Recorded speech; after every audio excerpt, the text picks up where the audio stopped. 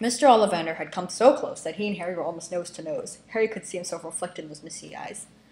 And that's where Mr. Ollivander touched the lightning scar on Harry's forehead with a long white finger. I'm sorry to say that I sold the wand that did it, he said softly. 13.5 inches. You. Powerful wand. Very powerful. And in the wrong hands, well, if I'd known what that wand was going out to the world to do. He shook his head, and then, to Harry's relief, spotted Hagrid. Rubeus Hagrid. How nice to see you again. Oak. 16 inches. Rather bendy, wasn't it? It was, sir, yes, said Hagrid. Good wand, that one. But I suppose they snapped it in half when you got expelled, said Ollivander, suddenly startled. Yes, they did, yes, said Hagrid, shuffling his feet. I've still got the pieces, though, he added brightly. But you don't use them, said Mr. Ollivander sharply. Oh, no, sir, said Hagrid quickly. Harry noticed he gripped his pink umbrella very tightly as he spoke. Said Ollivander, giving Hagrid a piercing look.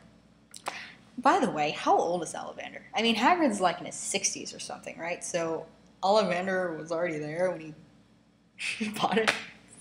How old do wizards live again? Dang. Okay. Said Mr. Ollivander, giving Hagrid a piercing look. Well now, Mr. Potter, let me see. He pulled a long tape measurer with silver markings out of his pocket. Which is your wand arm?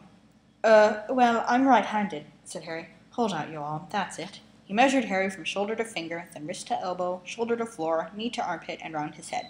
As he measured, he said, Every Ollivander wand has a core of powerful magical substance, Mr. Potter. We use unicorn hairs, phoenix tail feathers, and the heartstrings of dragons. No two Ollivander wands are the same, just as no two unicorns, dragons, or phoenixes are quite the same. And, of course, you will never get such good results with another wizard's wand. Harry suddenly realized that tape measure, which was measuring between his nostrils, was doing this on his own. Mr. Ollivander was flitting around the shelves, taking down boxes. That will do, he said, and the tape measure crumpled into a heap on the floor. Right then, Mr. Potter, try this one. Beechwood dragon heartstring. 9 inches. Nice and flexible. Just take it and give it to Wave. Harry took the wand and, feeling foolish, waved it around a bit. Mr. Ollivander snatched it out of his hand almost at once. Maple and phoenix feather. 7 inches. Quite whippy. Try. Harry tried, but he had hardly raised the wand when it, too, was snatched back by Mr. Ollivander. No, here. Ebony and unicorn hair. 8.5 inches. Springy. Go on, try it out. Harry tried, and tried. He had no idea what Mr. Ollivander was waiting for.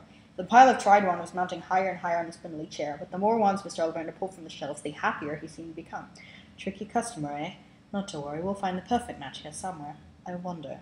No. Yes, why not? Unusual combination. Holly and phoenix feather, 11 inches, nice and supple. Harry took the wand. He felt a sudden warmth in his fingers. He raised the wand above his head, brought it swishing down through the dusty air, and a stream of red and gold sparks shot from the end like firework, throwing dancing spots of light on the walls. Hagrid whooped and clapped, and Ollivander cried, Oh, bravo! Yes, indeed! Oh, very good! Well! How curious! How very curious!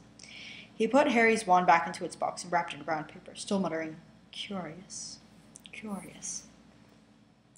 Sorry, said Harry, but what's curious? Mr. Ollivander fixed Harry with his pale stare. I remember every wand I've ever sold, Mr. Potter. Every single wand. It so happens that the phoenix whose tail feather is in your wand gave another feather, just one other. It is very curious indeed that you should be destined for this wand when its brother, why, its brother gave you that scar. Harry swallowed. Yes, 13.5 inches, you. Curious how these things happen. The wand chooses the wizard, remember.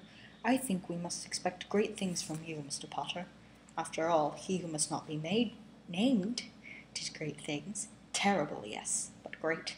Harry shivered. He wasn't sure he liked Mr. Ollivander too much. He paid 7 gold galleons for his wand, and Mr. Ollivander bowed them from his shop. The late afternoon sun hung low in the sky as Harry and Hagrid made their way back down Diagon Alley, back through the wall, back through the leaky cauldron, now empty. Harry didn't speak at all as they walked down the road. He didn't even notice how many people were gawking at them in the underground, laden as they were with all their funny-shaped packages, with the snowy owl asleep in its cage on Harry's lap.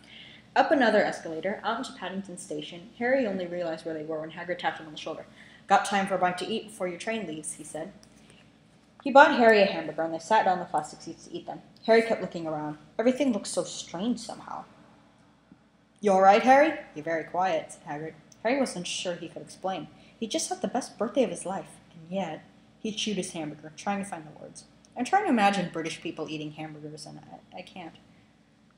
My grandfather told me he was in Britain and he went to this restaurant and he ordered a hamburger and they gave him like, all the hamburger ingredients were like, there was like the bottom bun and the stuff was piled on top and the top bun was on the side and you were like given a knife and fork and you were supposed to eat it with the knife and fork.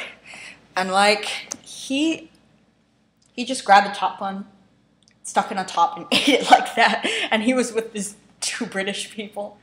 And this girl was like, oh my god, my headmistress would just die. Oh, British people. You're so funny. Okay. Anyway, back to story. Sorry for that little. I digress. Anyway, back to story. You alright, Harry? You're very quiet, said Hagrid. Everyone thinks I'm special, he said at last.